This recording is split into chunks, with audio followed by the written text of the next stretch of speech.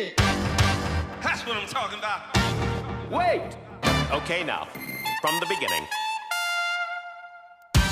Welcome to BS, Beyond Stereotypes, a podcast about lawyers using their authentic voices to change the world. You know, I kind of feel that way about Juneteenth. Do most people really understand what it is? No. I don't think so. And then the other thing is, if you look at the history of Black people here, Juneteenth is actually not the latest day that people got word that they were free. I mean, that there were places in the country after June 19th that got the news that they were free. I didn't know that. Yeah. So when I do presentations on Juneteenth, and I always call it the latest word on freedom.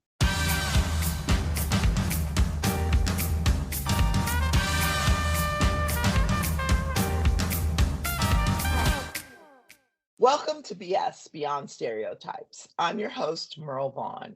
Here to BS with me today is Adrian Miller, whose story I find fascinating and who will no doubt inspire all of you to embrace your authenticity. Hey, Adrian, how are you? I'm good. How are you feeling? I'm feeling pretty good. Yeah, I can't complain. How about you? Yeah, doing all right. All right. Well, I am so excited to have this conversation with you and share you with the audience.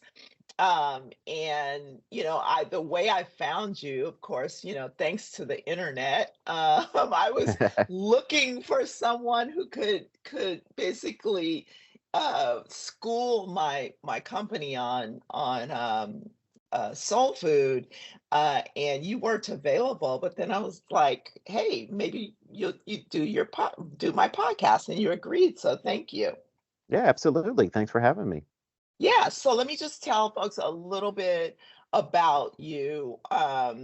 Adrian received his undergraduate degree from Stanford and his JD from Georgetown Law School. Um, you practiced in Denver for about 5 years, I understand, before moving to the White House as a special assistant to President Clinton for about a year and a half, and then left there in your GC for the Bell Policy Center for about 5 years. And then you're a senior policy analyst for Governor Bill Ritter for about 4 years. And then you were a campaign manager in 2012. And then something happened and you just decided to chuck it all and start focusing on food. Did I get that right? Yeah, for the most part, I do have a day job. So for the last 10 years, I've been the executive director of the Colorado Council of Churches. Oh, nice, nice. Yeah. And So what does that encompass? so that's about bringing together Christian churches and denominations that normally don't talk to each other, Hmm. to get to know each other, build relationships, and then collectively we do social justice work in Colorado. Nice. Okay, Yeah. so I Yeah. will definitely come back to that because I think there's a lot that could be explored about our current the religious state these days and how it's being politicized, especially since you're a politico, or former politico. Yeah. So, I was reading about you and your title, you consider yourself a soul food scholar, which I absolutely love. And then, your tagline is dropping knowledge like hot biscuits. Um, that is brilliant, and I love that. But before we get Oh, and you know what? The other thing I want to make sure people know is that you're an award winner. So, you won the James Beard Award, a book award twice. You're an NAACP Image Award nominee, and you've won the Colorado Book Award, and you were featured on the Netflix smash hit High on the Hog. So if there's anything like that I left out that you want folks to know about, let me know. Yeah, so that's pretty good rundown. I think the most significant honor that I've gotten recently is I was inducted into the Blacks in Colorado Hall of Fame. Oh, wow. Yeah, so that was pretty cool. They have blacks in Colorado? They Look at do. you. Yeah, you know, I Um, tell people Colorado is much more diverse than you think. We have a lot of different kinds of white people. That's a joke. okay. Ta-da. But okay. No, um, no, yeah, yeah, yeah. Colorado is about like Denver, especially, is about 10% black now, and mhm. Colorado, I think, is between 3 to 5% black. So rich Well, history. In it's fact, I did a exhibit at the Museum of Boulder on Colorado's Black history. That's been very well received. nice. And I know that there's a big military presence too, particularly in Colorado Springs. So that would lend Colorado to being probably more diverse than a lot of folks kind of, Yeah, a yeah, lot of places going in that direction of the yeah. country. So, what I like to do, Adrian, is start out by giving you an opportunity to tell your story. Where are you from? Um, where are you from? How did you get where you are? Who helped you? Who encouraged you? And to the extent that you're willing to share your journey with us, I'll give you a couple minutes to do that.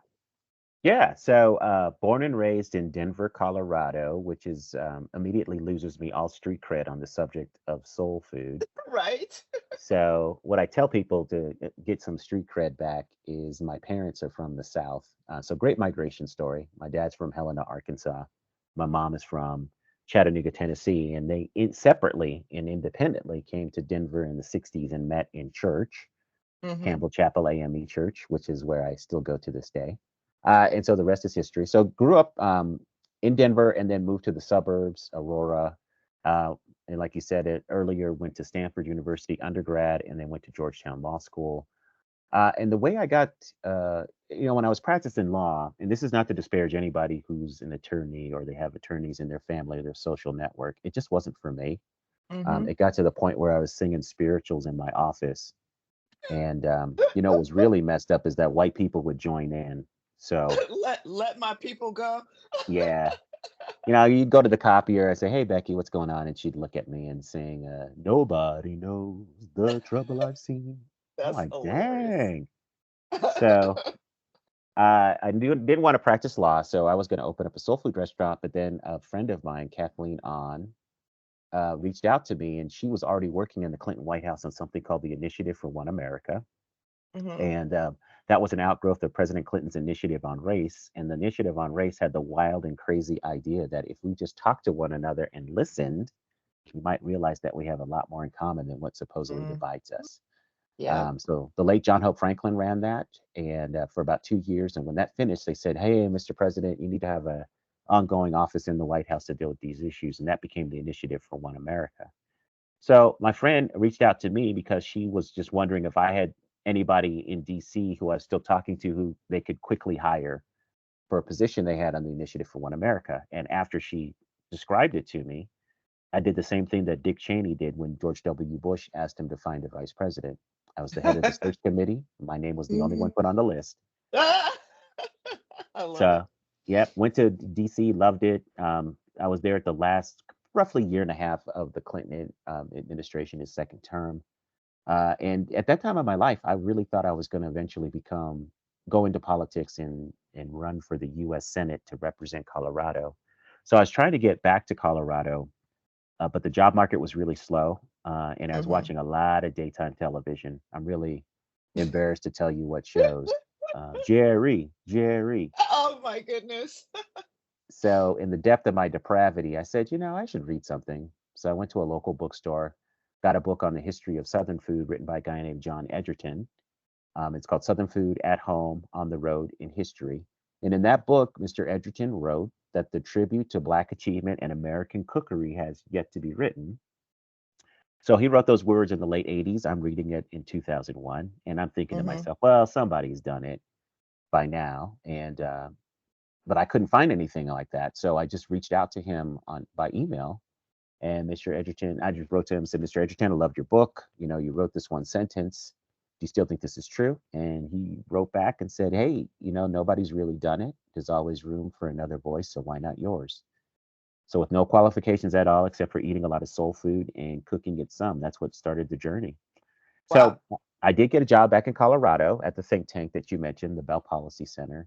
And you know, I was kind of like an amateur grad student. So after work and on weekends, I would just go to my world-class public library. I'm blessed to live in a community that supports its library.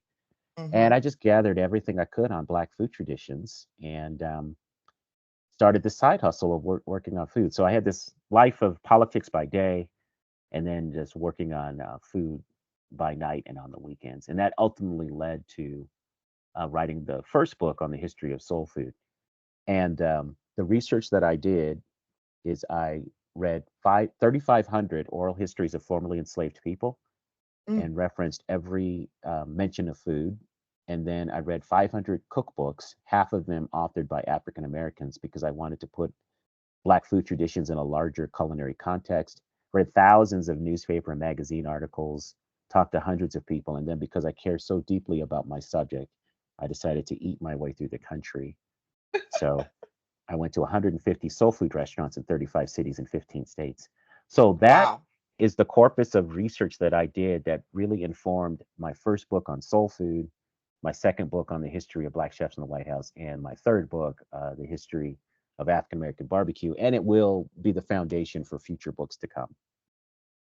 Right, and that's fascinating, and let's just tell people the first book is called Soul Food: The Surprising Story of an American Cuisine, One Place at a Time, and that was the one that was the winner of the 2014 James Beard Foundation Book Award. Um, and then the second book is called the President's. The second book is called The President's Kitchen Cabinet: The Story of the of the African Americans who have fed our first families, from the Washingtons to the Obamas. And then the third book is called Black Smoke: African American and the United States of Barbecue. Um, What's your favorite? Well, I'm sorry. I should let you finish your story. I mean, who in your life um, do you give credit to? You know, being supportive, or you know, directing your young self. Yeah, so I had some very supportive teachers. I can think of Mark Onstadt and some other people, Diane Snyder, Mary Bartholomew. So these were high school teachers that were very supportive of me and encouraging, as being one of the few Black kids at a predominantly white school in suburban Denver, and also like the only Black kid on the honor roll. Um, Mm, so so I got a lot of being on the honor roll. You're just going to get a lot of flack from people anyway for being a nerd. But I especially got right. it from other Black students Yep. because being smart meant I wasn't really Black, um, Hmm. which is actually a critique I still get to this day, which is just really weird given our history. We've had so many intellectual giants as part of the African American tradition, but that's part of it. But I have to say the lion's share of support came from my Black church community. It's always been a refuge, and I thank my parents, Hyman Miller and Johnetta Miller, for a lot of things, but one of the things I'm deeply grateful to them for is they kept us tethered to Black life, even though they moved to the suburbs. Hmm. So every Sunday, and even on the weekends, I mean, we would drive a half an hour into Denver to go to church and do church activities. And then they kept us fed on soul food growing up. So that was a plus too. So yeah, but the pastors and the church mothers and fathers and friends at my church were just very encouraging, and have really been a stalwart of support throughout my life.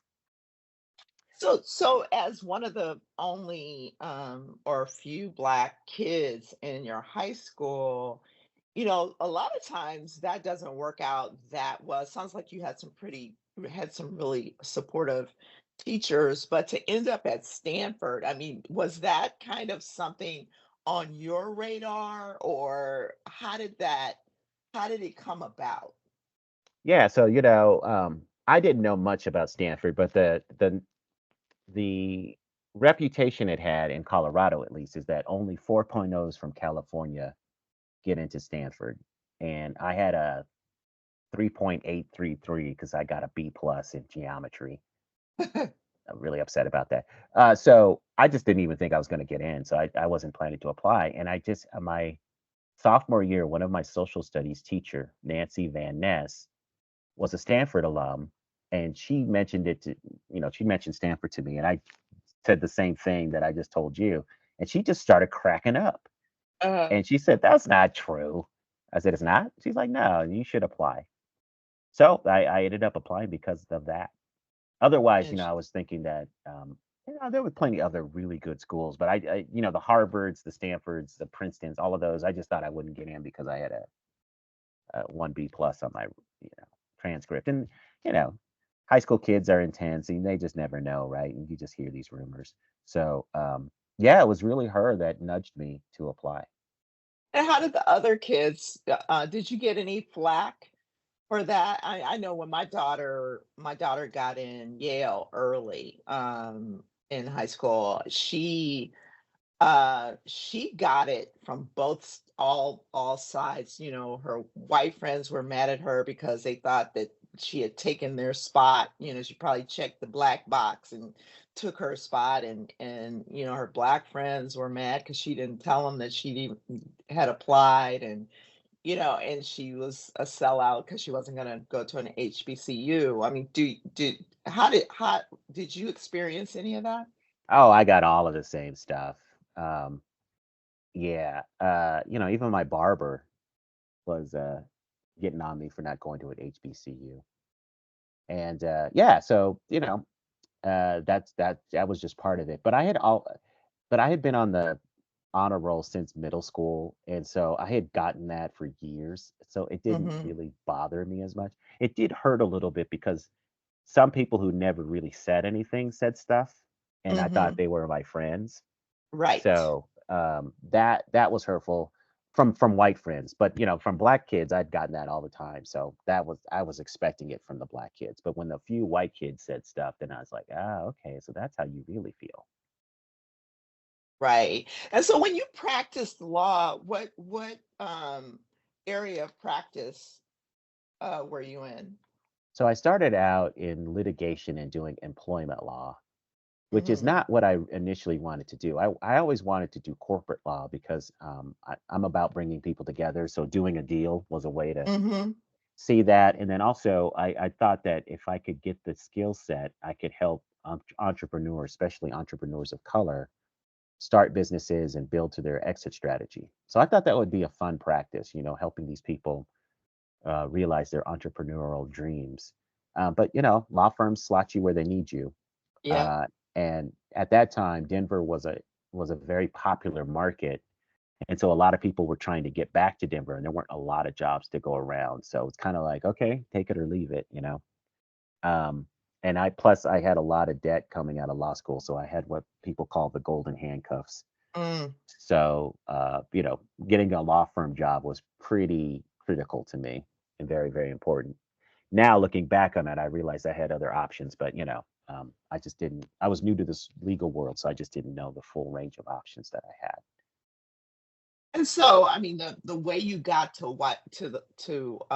DC and the White House, reminds me of the story that Paul Watford told, the former Ninth Circuit judge told about how he got to be a judge. It's like he's just talking to a friend, and a friend said, "What do you think about this?"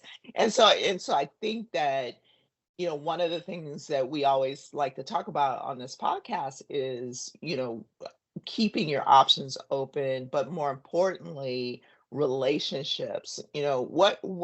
How would you describe how important relationships have been throughout your journey? Oh, it's been very critical because throughout my career, there have been people that have helped me. Like I think about partners in the law firm that on their own, like Ed Arrow was a partner at my law firm in Home Robertson Owen, and he just kind of took me under his wing and really worked on me, wanted to help me become a better writer and other things. And so we're still friends to this day. There was another guy, he wasn't even a litigator, he was in the corporate department, a guy named Bruce Black, who came to me on his own and just said, "Hey, I really want to see you succeed here." Which, that was just really refreshing and such a sharp contrast because it seemed like so many other people didn't want me to succeed there because, Right. law firm life can be so unnecessarily Cutthroat. hostile, right? Um, Hmm. so that meant a lot.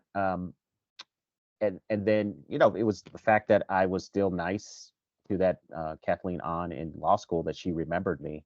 So when I talk to kids, especially young people, I just tell them, just always be nice to someone, to everyone you meet, because you never know. Somebody is going to blow up and they'll take you along for the ride. But if they have salty feelings about you, they're not going to tell you about opportunities. Um, Exactly. and then in the White House, my immediate boss, Ben Johnson, because President Clinton was my ultimate boss, during the waning days of the Clinton administration, he helped me get appointed to special assistant to the president, which is a very special rank. Now, he Yeah. didn't have to do that because, the administration was ending, but he understood what that would mean for me going forward. And so I'm incredibly grateful to him for that. Yeah. I And then, mean, that's yeah, awesome. yeah. Go ahead. And then the last thing I'll say is that I often tell people to share your dream. And I know people steal stuff and that happens, but when you share your dream, great things happen, at least in my case. And so because I shared my dream with people with whom I have relationship, they've opened doors and suggested things that I just never even thought of. So a lot of good things have happened for me, um, Yeah, by building and maintaining relationships. yeah, and that last point I think is important. I think a lot of people think you should keep stuff to yourself. Don't tell anybody what you're doing, what you want to do. But I'm a believer that nobody can do it like you would do it. No, nobody's Exactly. gonna be able to do something the way you do it. And it's not necessarily gonna be the same thing. So and Exactly. and and there's nothing that's new, right? There's absolutely, although what you're doing is pretty new, but pretty pretty cutting edge, but there's nothing that is completely new, and you got the idea from somebody else who put it out there, right? Right, right. And so, and then also putting yourself out there can help you maybe look at things differently and take a fresh approach. But like for instance, another person who's been very influential to me is a white writer named John T. Edge, who's a very well-known food writer on Southern food. He's got a TV show and other things. Very influential guy. Hmm. He's been a mentor to me. And when I was writing my soul food book, I had so much information. I was really struggling on how to tell this story. And he's the one that just gave me some timely advice. He said, write the book that you would want to read. Mm. And he said, a useful format is maybe creating a meal and talking about soul food through a meal. And he got that from a book that a British writer wrote about British food history using a meal. And that was a template that really worked, a framework that really worked well for me. So, all kinds of good things happen when you start talking to folks. And so, in the law, and I know you're a recovering lawyer, as am I. But one of the things that we always talk to folks about is mentors and sponsors and how important they are. And you just gave that example. Like, how did you meet him? So when I was first studying or just reaching out, when I was just trying to get it on the internet and trying to find everything I could about African American food traditions, one of my early internet searches came up with the Southern Foodways Alliance, and he was the executive director of that.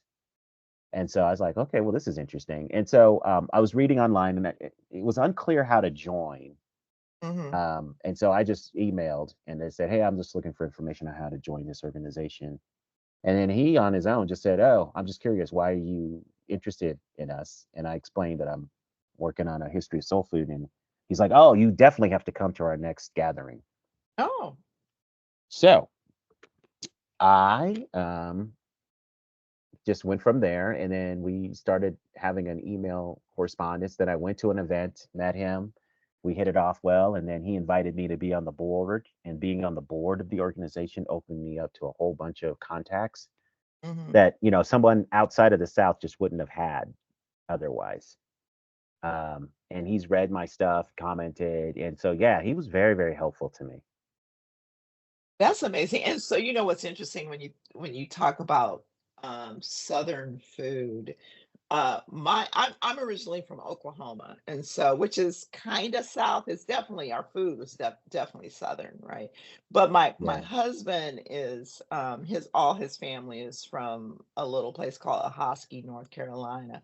And I remember going there and going to a restaurant, and we go in this restaurant. It's this little quaint, just not a hole in the wall, but just regular old restaurant.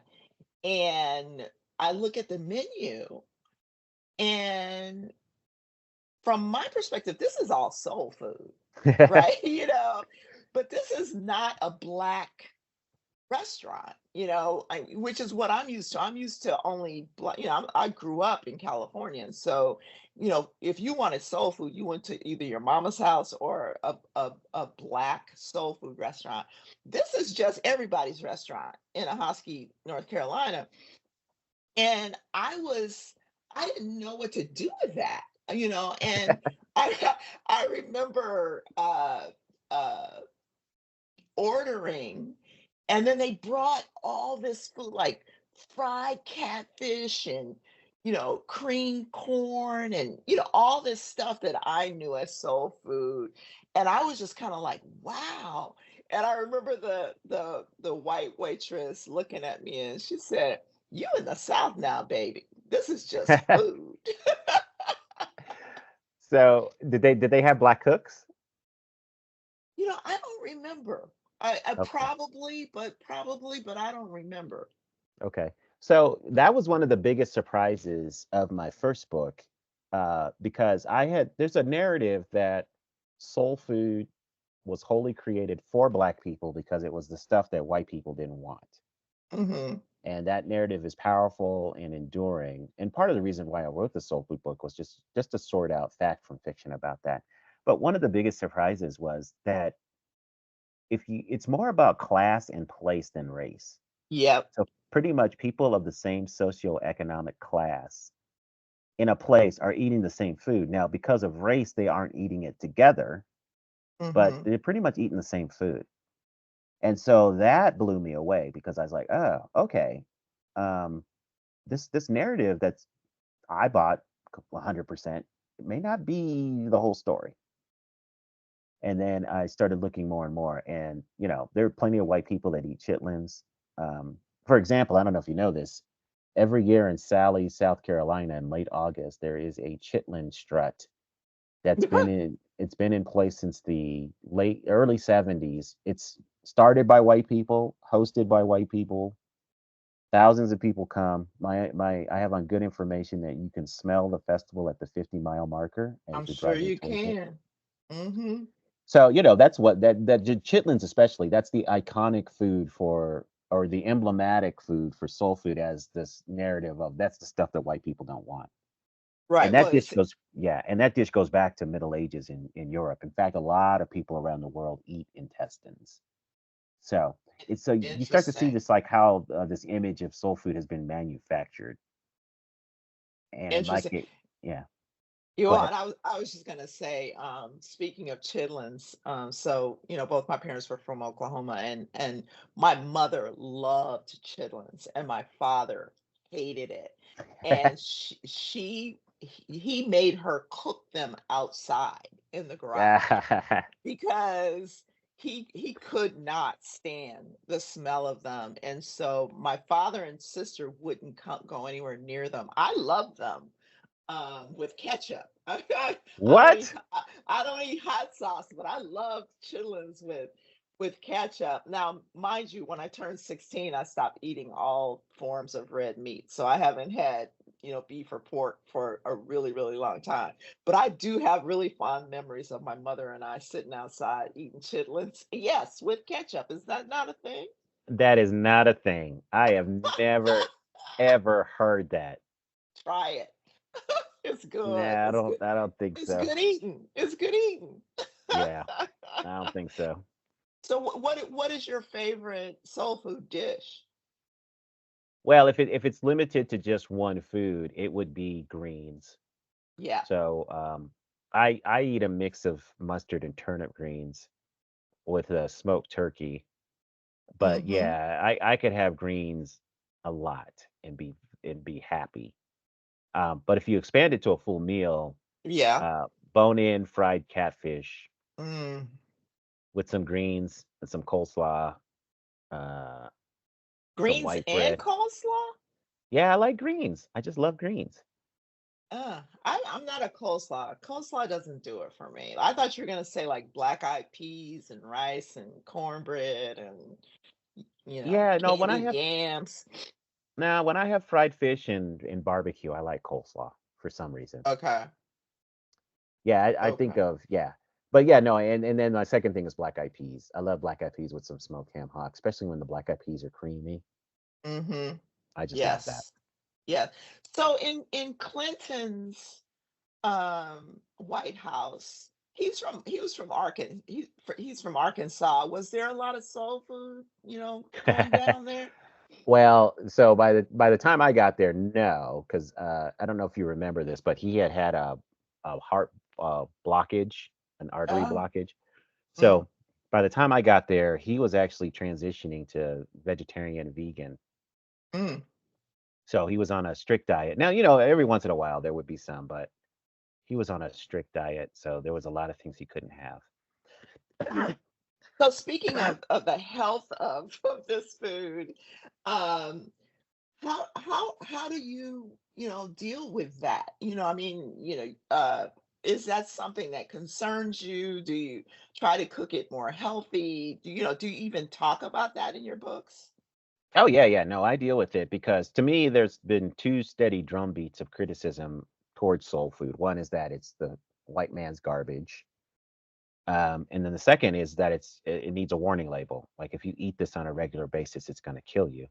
Hmm. So, what I do in my work and in my presentations, I just say, look, this is soul food is celebration food, and I explain how it got to that point. And if you eat the celebration food of any culture, it's not going to be good for you Hmm. because that's the food that's supposed to be eaten occasionally.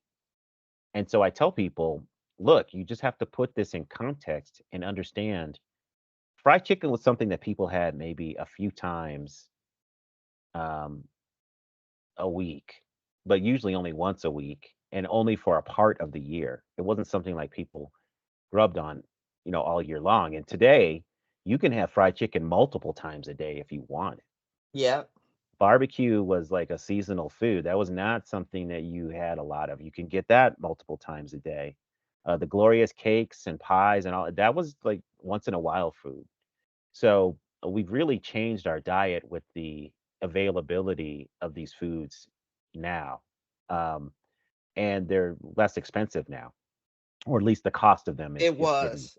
yeah, Yeah. the cost of them. But still, compared to how it was, because compared to the income people had back in the day, there was a reason why they weren't eating these foods on a regular basis. It's because they just couldn't afford to do that. So And they so had to what were save. they eating? What were they eating the rest of the time? So it's very close to what we call vegan today. So, it was pretty much greens, field peas, cornbread, seasonal vegetables. If you had meat, it was just to season the vegetables. It wasn't an entree as we think of it. Hmm. People were getting by on just buttermilk and cornbread, mixed together. Um, so it is really like subsistence eating, but it was closer to vegan. And so the kind of the irony today is like they were eating less processed food And so even though they were poor and their diet was meager, because I don't want to give the impression that they were, well nourished, but at least what they were getting tended to be more healthy than the processed food. So the people of status, i.e., white people, were eating more of the processed food, like white bread, things with more refined sugar and things like that, and things out of a can and that kind of stuff. So it's really interesting to go back and look at what enslaved people were eating. Mm-hmm. First of all, what people were eating in West Africa, how that changes, what enslaved people were eating, and then how food changes after emancipation. And especially as people move to urban areas, how the food changes again. So I tell people, look, despite soul food's reputation, think about what nutritionists are telling us to eat: more dark leafy greens, more Mm-hmm. sweet potatoes, more fish. Hibiscus and okra are now superfoods. These are all the building blocks of soul food. So if people were just to shift and just de-emphasize meat Mm-hmm. and the desserts and just balance out with the plant-based stuff, which is within the wheelhouse of soul food, then you're on the road to a healthier diet. Right. So let's talk about a healthier environment. So I know at least here in LA, we have some really good uh restaurants that do barbecue. Hmm. And you can see the smoke from from a mile away, and that's generally what makes it so good. But I guess it's not so great for the environment. How's that been dealt with on a policy basis?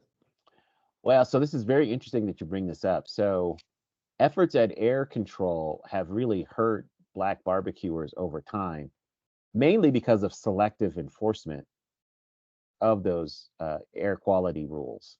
Hmm. So what you're finding is that a Black barbecue joint may have started in the country at the edge of town, or just there weren't a lot of people around when that place started, so the smoke wasn't a problem. But then as the city grows towards that location, or they get surrounded by new housing, then all of a sudden the new neighbors start complaining about that business, and then there starts to be more regular visits and other things. And this was a big deal in Los Angeles, especially in the 80s. Hmm. um, as air quality was getting worse and worse. There was this concern about all kinds of you know sources for smoke, but it seemed like people were coming down heavily on Black barbecue restaurants. Um, so there's a couple of suggestions. More and more people are switching to cleaner burning gas operations, so they're not burning charcoal. There are places that are opening up in urban areas, like in New York, Blue Smoke, which is not a black run restaurant, but a white owned barbecue joint. They spent thousands and thousands of dollars to have an exhaust system that basically scrubs a lot of the pollution that would normally be going up into the air. Hmm. So there is an attention being played to that, and we've got a warming planet, so it's something to think about. Hmm. But I think the bigger problem is the what's being barbecued, um, especially meat. Beef is now the barbecue item, and Really? beef, yeah, and raising cattle is the least sustainable animal, husbandry that's going on. So, because I used to just lump all animals together, but then some agriculturalists took me aside. They said, no, actually, raising pigs and chicken is a lot more has less impact on the environment than you think. There is an impact because of Hmm. waste runoff and all that kind of stuff, but it's nothing compared to the amount of energy and other things that go into beef.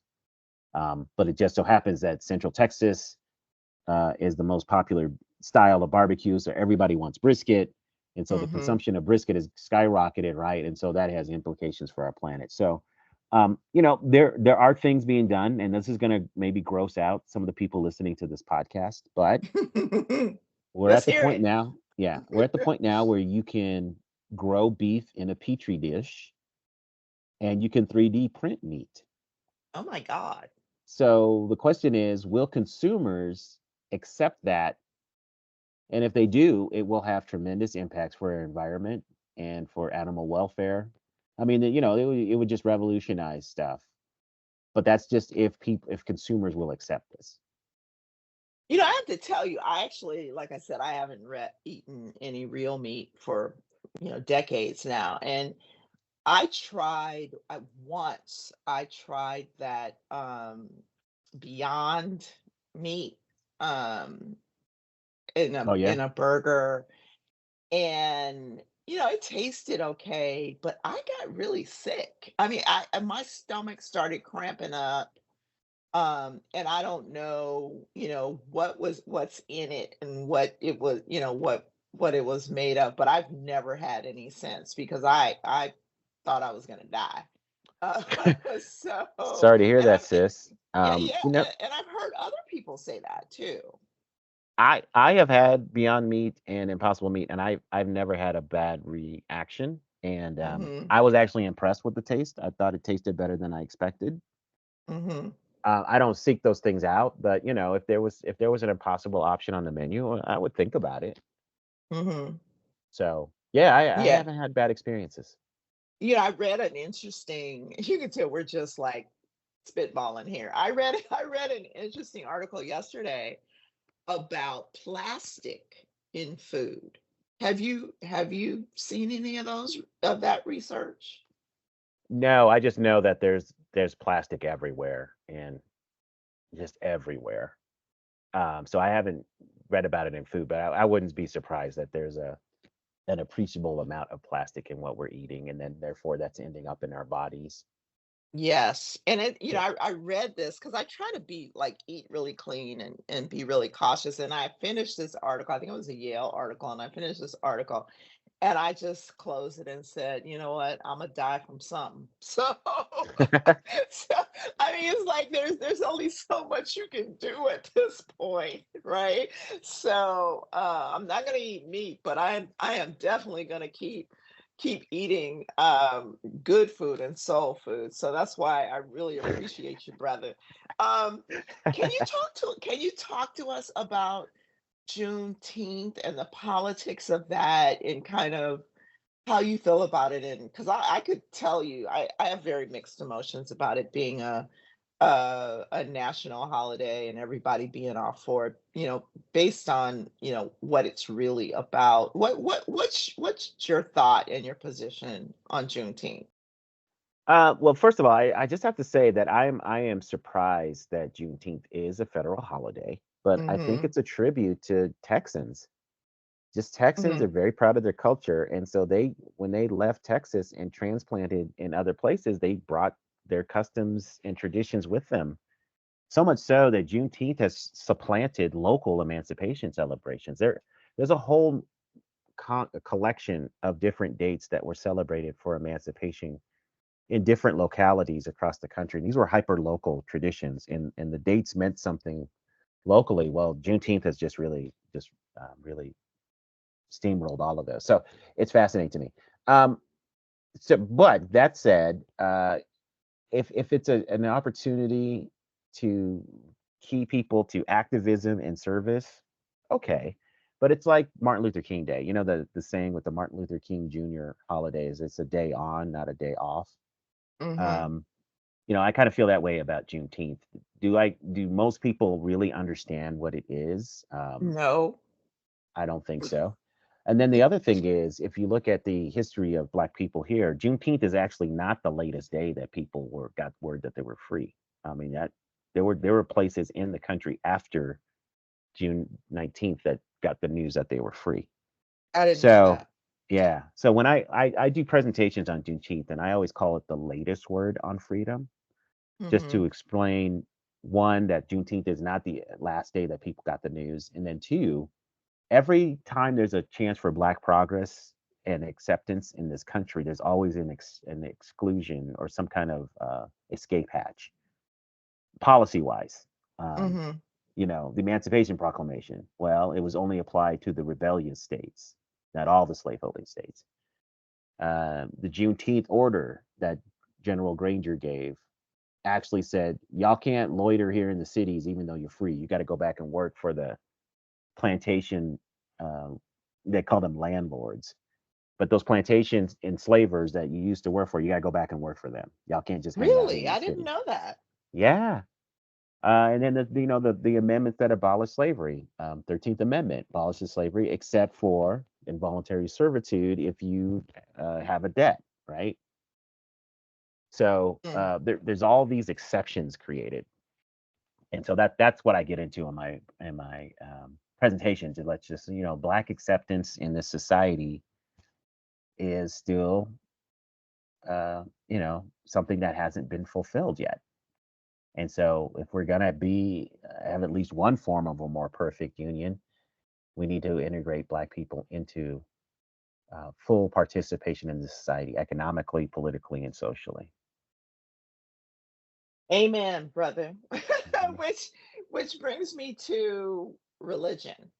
Hmm. So I know you're very entrenched in Christian religion and grew up in the church. And what are your, if you don't mind sharing, and you don't have to if you don't want to, because religion, politics and religion, a lot of times they say it's stuff that you just shouldn't discuss, especially around the table, the dinner table, right?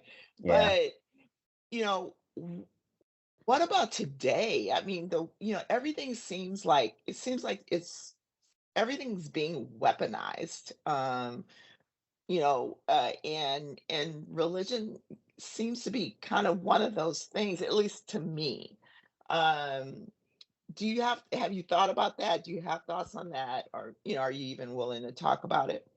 Yeah, no, I have thoughts and opinions about it because I'm deeply concerned, and I'll just stick to Christianity because that's the one I know the best. I'm Hmm. deeply disturbed by how Christianity um, is basically branded now.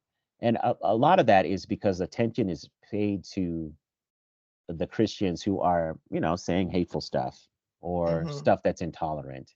They get the press. There's so many Christians out there doing good works, trying to bring people together, trying to create an inclusive society. They just don't make the news. Um, and so, church attendance is way down. Um, Hmm. Christianity does not have the influence that it once had.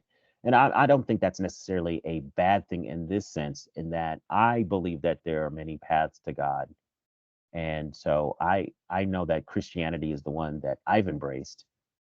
But, I know very devout people who are Muslims, who are Jewish, Buddhists, other people like that. So I think we need a more inclusive society in terms of spirituality. But I think the thing that troubles me the most, though, is I do think um, that there are a lot of people walking around who do not have their spiritual selves fully activated. Mm. And that, I think that is a state of being that I don't think is natural because we are spiritual beings, whether we like it or not. We have souls. There are things that separate us from other parts of creation. And the fact that people are not nurturing that and expressing that, um, troubles me. And again, I'm sticking to Christianity. I know that church has hurt a lot of people, and that's why they don't have an active spiritual life. Is because church, meaning Christians, not what Jesus actually said and how he lived his life, is hurting people and has hurt people and justified a lot of evil things. It justified slavery, for Hmm. example. And so I think we Christians who are people of peace and goodwill have to reckon with that past and understand the hurt that's been caused by Christians to other people. But that doesn't foreclose a future where we can all be loving towards one another. And if we just get back to what Jesus actually talked about, not because a lot of the stuff that's happening now are Christians talking about stuff that Jesus actually never talked about, Right. and voicing certainty and conclusions about that. So I think there needs to be a stepping back, and I would hope people would have a more comprehensive view of religion in this country and in the world. Um, and so, I still embrace the church. I love the Black church. I love my church community. And so it hurts me that people have been hurt by church because that has not been my experience. Church has been a source of love and empowerment for me. And I wish other people would have that experience. Well, and that brings me to, this podcast is called BS Beyond Stereotypes. And, I think that there are a lot of stereotypes associated with Christianity, with religion, with lawyers, with all kinds of things. And I guess, I would ask you, what stereotypes do you feel like you have had to deal with or overcome, if any, and how has that affected you and your authenticity? Well, I think the biggest one is just the anti-intellectual stereotype that you can't Mhm. be black and be smart. Mhm. That's the biggest one and the most consistent one that I've had to overcome. Um, that I can't be, you can't really be a lawyer or write scholarly books about soul food and other things, because that doesn't square with being the real black experience. For a lot of people, the real black experience is what they see on TV Mhm. or entertainers, athletes. Like how many when you think about media, how many versions of black life do we really get offered? It seems like the overwhelming amount is a certain narrative about black life. Yeah. Yeah. It's And so drug dealers and athletes and kind of caricatures of families. right, and then profane, right? I mean, I think most people expect a black person to be cursing all the time, Mhm. or calling each other the N word, right? And I watch these shows where that happens freely, and I'm thinking, well, in my black circles, that we don't do that. Right. Right. So why is this presented as authentic? It's just one Right. piece of that. But how many? I can't, you know I can't think of a movie about black people that didn't have a lot of profanity in it. I just can't think of one right now. I don't watch them. I actually, people will tell me, "Oh, Merle, you should watch this or that," and I kind of say, "Well, does it have whatever in it?" And they'll say, "Yeah." It's like, "No, I'm not watching that." I also don't like. I don't enjoy entertainment about enslavement, Hmm. slavery and all that, stuff. I just want to see black folks in shows being people, like Right, everybody else in a right, day, or, everyday environment. It just happens that this one's black and this one's Hispanic and why, right. I don't know what it's going to take to get there, but Well, that's what I'd like to see. yeah. Well, a lot of this is a failure of imagination. So the one of the problems, or I should say challenges, is for almost everything there's a gatekeeper, right? There's a book Yep. editor, there's Yep. an agent, there's somebody who's deciding, oh, this is what people want to see or consume. And so, I had that problem with my books. I can't tell you how many times, and this is even after winning a James Beard Award, that people would tell me, oh, nobody wants to read that. Hmm. Um, and, I'm proving them wrong. But, I think we're in an exciting time because now it's so much easier to get content out to the world without going through gatekeepers. Now, you may Hmm. not get as much money, but you can put your stuff out and get the attention of people. So I think if we have more success stories of the very things that you and I would want to see, then it becomes a money thing because once these gatekeepers see the dollars flowing, then they're like, oh yeah, let's do that. Because then there's a conservatism that creeps in, like, oh, we're just going to copy what's successful. But the thing Right. that needs to happen is that we, as people who want to see something different, when something different is created, we have to support it. See, this Right. is the rub. Like, I've seen good stories, good music, positive stuff, but it just doesn't get financially supported. And the people that are providing this content, it is a business, they're not running a nonprofit. Right. And so if we don't show up as consumers and show that there's a market for this, the people that produce this content are going to be like, see, I told you nobody wants to watch that or read that or listen to that. So, we're almost out of time. I could talk. I could talk to you forever, but maybe we'll have to do that over a meal if you ever come to LA.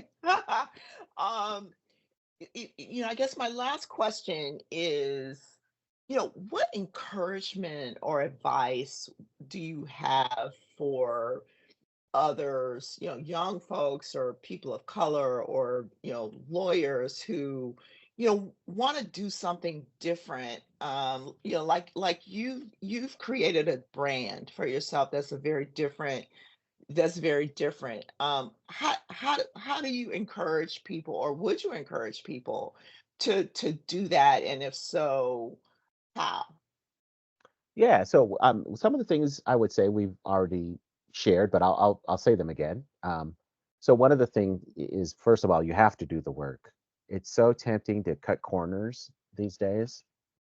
Um, and there are quite a few people who have succeeded cutting corners, but eventually that shows up. I think one of the reasons why I'm a successful brand is I think people trust me with the understanding, like, okay, Adrian may not get it right 100% of the time, but Hmm. for the most part, he's getting it right. And then secondly, he's showing us how he's getting to those conclusions. So we can check his work and we can maybe interpret it differently, but at least he's trying to be transparent about how he reaches his conclusions. So many times, especially in writing about food, there's opportunities to just make up stuff because this history is not well documented, and people get Hmm. away with just making up stuff. Mm. And I can't tell you how many times I've read something provocative in food writing, and the evidence is, well, it's because I told you so. And that's not my vibe. The second thing is be nice to people because you just never, ever know what opportunities that other person may present to you down the road. Hmm. I tell people to, don't quit your day job until that thing you love becomes compensated. So you want to find your bliss, right? You want to find that thing that sings Right. to your soul, and find a way to let that flourish. But don't just quit everything and pursue that. You need to make sure you pay your bills. Um, and then the last thing I tell people, two things, is share your dream, because wonderful things have happened for me when I tell people, oh, I'm working on a book on soul food, or hey, my next book's going to be on African American street food vendors. Hmm. Things have happened for me. And then for those who have a faith tradition, I just say believe in God and trust in God. Keep the faith, right? Yeah. Well, what, this has been fabulous. I'm so glad that Google introduced me to you Yeah, so am I. and that I found you.